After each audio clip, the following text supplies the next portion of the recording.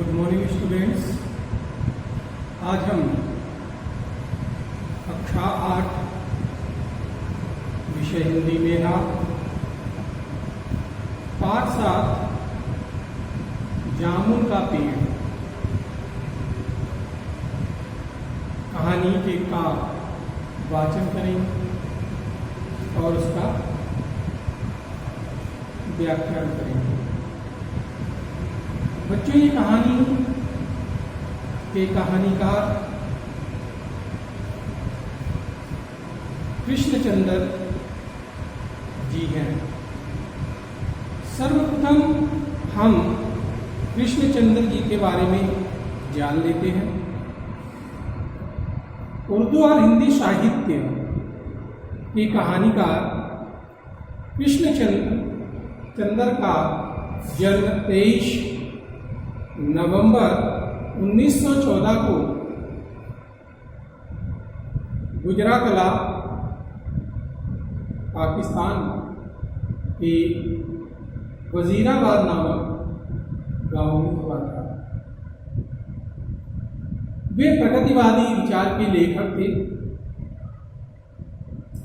उन्होंने अधिकतर लेखन उर्दू में किया। उनकी प्रमुख रचनाएं हैं यूकेलिप्टस की डाली, सड़क वापस जाती है, एक गधे की आत्मकथा, 52 पत्ते, कागज की नाव, मेरी यादों के किनारे आदि उनकी रचनाएं हैं। कृष्णचंद्र जी का निधन 8 मार्च 1977 को हुआ था। पाठ में कुछ कठिन शब्द आए हैं जिनका अर्थ आपको हम यहाँ बता देते हैं। कठिन शब्दों में एक शब्द आया है झक्कड़, जिसका अर्थ होता है आंधी। दूसरा शब्द है रुआसा, यानी रोने जैसा। तीसरा शब्द आया है बारिश, उत्तराधिकारी, दावेदार या हकदार। चौथा शब्द आया है लावारिश। लावारिश का अर्थ होता है अनाथ। पांचवा शब्द आया है आह भरना, जिसका अर्थ होता है दुख से ठंडी सांस लेना। छठा शब्द आया है तगाफुल। तगाफुल उर्दू का शब्द है जिसका अर्थ है उपेक्षा। अगला शब्द है खाक। खाक का अर्थ होता है मिट जाना या राख हो जाना। अगला शब्द है बंदोबस्त। बंदोबस्त, इंतजाम। इसके बाद अगला शब्द है वजीफा। वजीफा भी उर्दू शब्द है जिसका अर्थ होता है छात्रवृत्ति। और अगला शब्द है संकट। संकट का अर्थ मुसीबत। इस प्रकार के शब्द आए हैं पाठ में, जो कि पाठ पढ़ने के बीच बीच में आपको बताए जाएंगे। अब हम आते हैं पाठ पर। पाठ जामुन का पेड़, बहुत सुंदर कहानी है कृष्णचंद्र जी की। तो इस कहानी को हम पढ़ते और समझते हैं। कहते हैं ये जो कहानी है, ये कहानी सरकारी विभाग की कार्यशैली पर तीखा व्यंग है। आज देखते हैं सरकारी विभागों में जो काम होता है उसमें कितनी ढीला रवानी होती है। तमाम कानूनी दांव पेच होते हैं और इस प्रकार की संवेदनहीनता भी दिखाई देती है। कहानी कुछ इस प्रकार है। रात को बड़े जोर का झक्कड़ आया। रात होती है, तेज आंधी आती है। सेक्रेटरिएट के लॉन में जामुन का पेड़ गिर पड़ा। सेक्रेटरिएट था, वहाँ पर एक जामुन का पेड़ था जो कि गिर जाता है। सुबह जब माली ने देखा तो उसे पता चला कि इसके नीचे एक आदमी दबा पड़ा है। माली देखकर चपरासी के पास गया।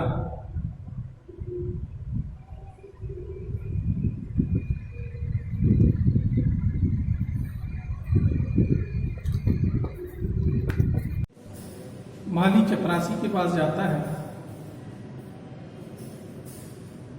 और चपरासी दौड़कर क्लर्क के पास जाता है। क्लर्क दौड़कर सुपरिंटेंडेंट के पास ले जाता है। ये सभी लोग लॉन में आ जाते हैं।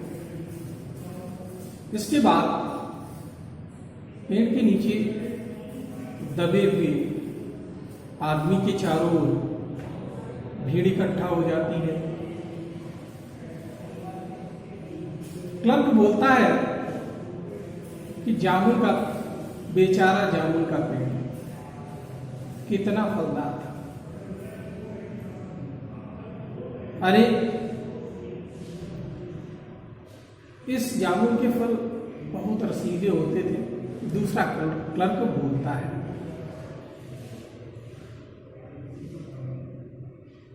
बताता है कि मैं इसके फल झोली भर भर कर ले जाता था और मेरे बच्चे इसे बहुत खुशी के साथ खाते थे। तीसरा क्लर्क रुआसा हुआ है, मगर यह आदमी, माली कहता है, मगर ये आदमी जो दबा हुआ है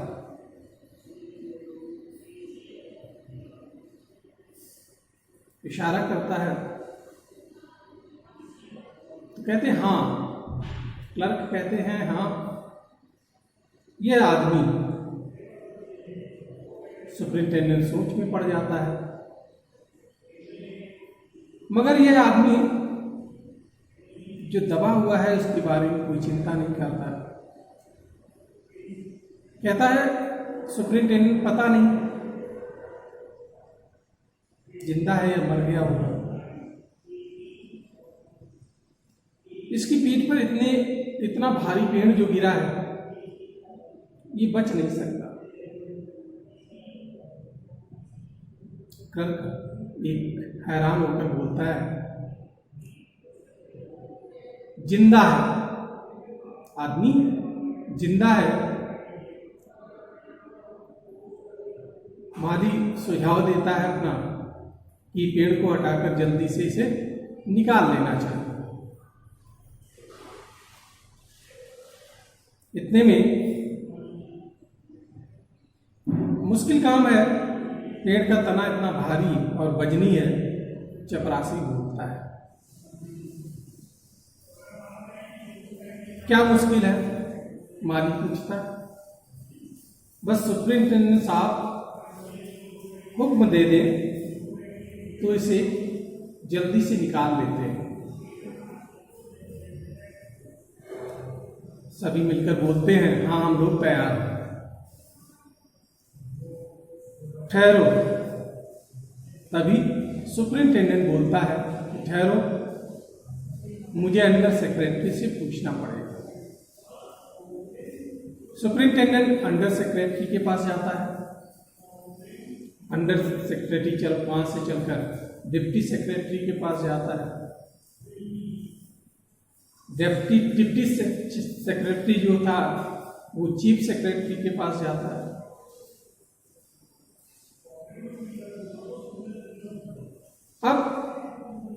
कोई कुछ कहता है, कोई कुछ कहता है।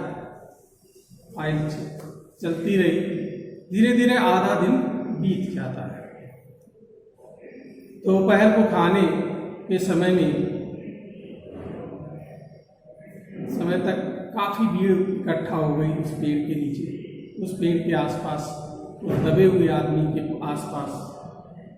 लोग तरह तरह की बातें कर रहे थे। तभी सुपरिंटेंडेंट फाइल लिए भागा आया और बोला, हम लोग खुद इस पेड़ को नहीं हटा सकते, क्या करना होगा? हम लोग व्यापार विभाग के हैं और ये पेड़ जो है वो कृषि विभाग का है। मैं इस फाइल को अर्जेंट मार करके कृषि विभाग भेज देता हूं और वो फाइल वहां से भेजी जाती है। कृषि विभाग का दूसरे दिन बीत जाता है, दूसरा दिन आता है, कृषि विभाग का उत्तर आता है कि पेड़ व्यापार विभाग के लॉन में गिरा है, अतः वही लोग कुछ कर सकते हैं।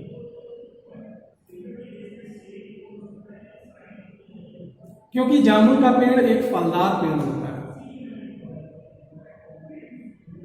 अतः ये मामला हॉर्टिकल्चर डिपार्टमेंट के अंतर्गत आता है। अब मामला यहाँ से बढ़ता है। रात को माली अपने दबे हुए आदमी को दाल भात खिलाया और उसके चारों तरफ पुलिस का पहरा था। पुलिस भी लग गई उसके आसपास। एक कांस्टेबल को दया आ गई, उसने माली को खाना खिलाने की इजाजत दे दी। माली ने आदमी से कहा, तुम्हारी फाइल चल रही है, कल तक फैसला हो जाएगा ऐसी उम्मीद है मुझे।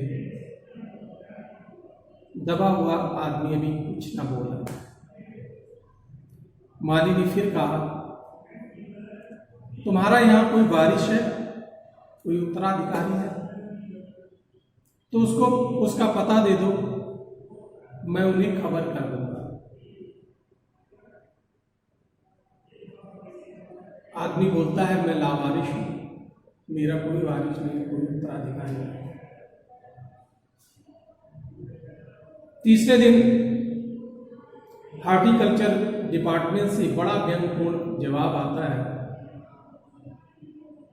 डिपार्टमेंट ने लिखा, आश्चर्य है कि हम लोग पेड़ लगाओ स्कीम चला रहे हैं और हमारे देश में सरकारी अफसर पेड़ काटने का सुझाव दे रहे हैं।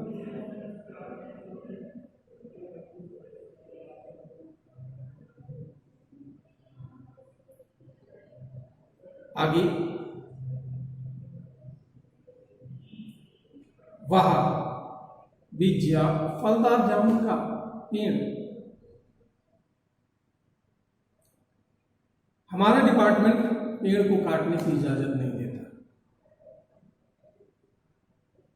अब क्या किया जाए? एक मनचले आदमी ने कहा।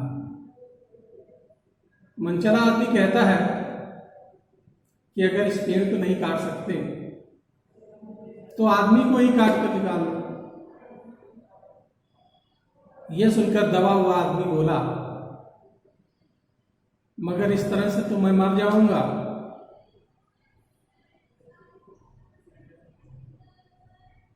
वह भी ठीक कहता है, एक क्लर्क बोलता है। लेकिन उस मनचले ने कहा, आप जानते नहीं आजकल प्लास्टिक सर्जरी कितनी उन्नति पर है। मैं तो समझता हूं कि अगर आदमी को बीच से काट दिया जाए, निकाल दिया जाए और उसे फिर से प्लास्टिक सर्जरी से जोड़ दिया जाए। इस बार फाइल मेडिकल डिपार्टमेंट को भेज दी गई। मेडिकल डिपार्टमेंट ने तुरंत एक्शन लिया। योग्य प्लास्टिक सर्जन कि छानबीन के लिए उसको भेज दिया। सर्जन ने दबे हुए आदमी को की अच्छी तरह से जांच करके रिपोर्ट भेजी डिपार्टमेंट को। रिपोर्ट में लिखा था कि ऑपरेशन तो हो सकता है, ऑपरेशन सफल भी हो सकता है, और नहीं भी आदमी मर भी सकता है। अब आगे क्या कार्रवाई होती है देखिए। इसलिए ये फैसला उसने किया, ये फैसला जो था वो रद्द कर दिया गया कि आदमी मर जाएगा तो निकालने से क्या फायदा। रात को माली ने दबे हुए आदमी को खिचड़ी खिलाते हुए बताया। अब मामला ऊपर चला गया। उम्मीद है सब काम ठीक हो जाएगा। दबा हुआ आदमी आह भरकर बोला, ये तो माना कि तगाफुल न करेंगे मगर खाक हो जाएंगे हम, तुमको खबर होगी तब। कहते मैं कोई शिकवा नहीं करूंगा, लेकिन जब तक खबर होगी तब तक हम इस दुनिया से चले जाएंगे। माली चकित होकर बोला, क्या तुम कवि हो? आदमी कहता है हाँ। दूसरे दिन माली ने चपरासी को बताया, चपरासी ने क्लर्क को, और धीरे धीरे ये खबर चारों ओर फैल जाती है। अब सेक्रेटरिएट में भांत भांत के कवि इकट्ठे होने शुरू हो जाते हैं। चारों तरफ कवि सम्मेलन जैसा वातावरण लग जाता है।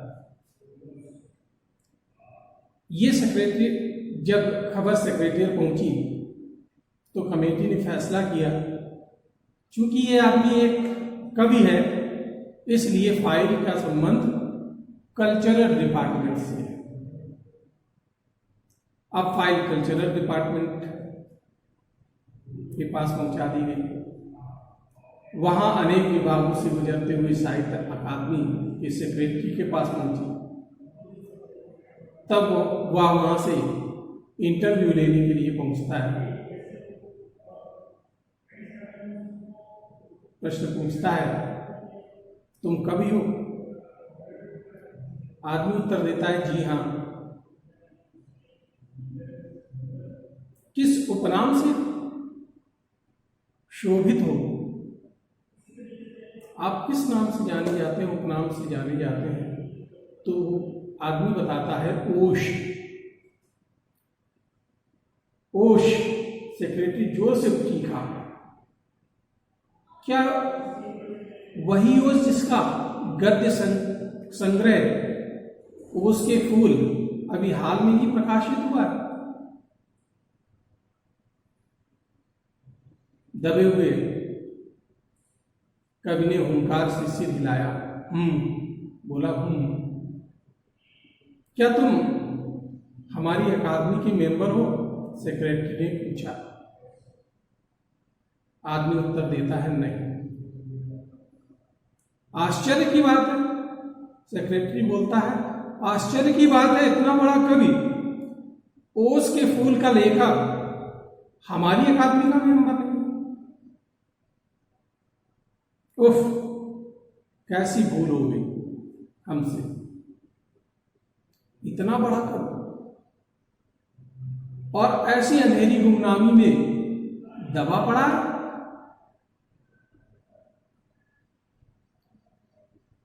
कभी कहता है कि दबा हुआ आदमी कहता है, गुमनामी में नहीं, एक पेड़ के नीचे दबा हूं, कृपया मुझे निकालिए, अभी बंदोबस्त करता हूं। सेक्रेटरी फौरन बोला। उसने अपने विभाग को रिपोर्ट भेजी। अब आगे क्या होता है?